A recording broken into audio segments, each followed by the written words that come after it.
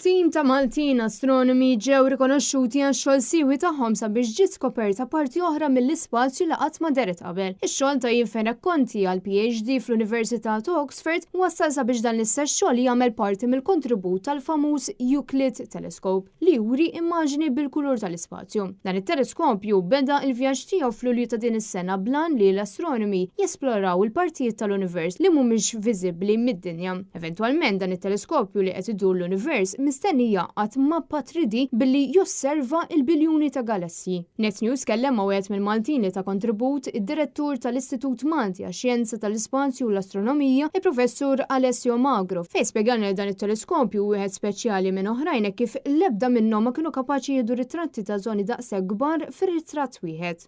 Meta għandek wide angle, inti kollok distortion, nek taqbad il-mobile titfallu il-wide angle sewa tara li fil-ġnub jibda jitġebbet u kien hemm dak l-effetti kollha. Allura inti billi aħna dun affarijiet vera dettaljati, galassi li huma l-bot 10 billion light years away sewa ħajkunu 5 pixels.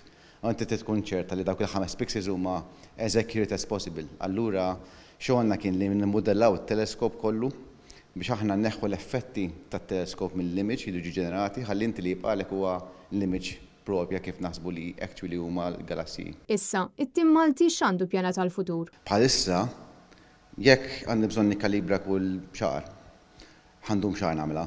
Jiġifieri fil-verità daqqat ma ħajntuża. Allura għandna bżonn nagħmluh iktar fast. Iktar fast fisser li lek jiena flok indum xahar nirid indum nagħmilha f'ġurnata jew f'jumej ħalli ma tkun nistgħu nużu dak l-output tiegħu biex inkompli għaddejn osserva.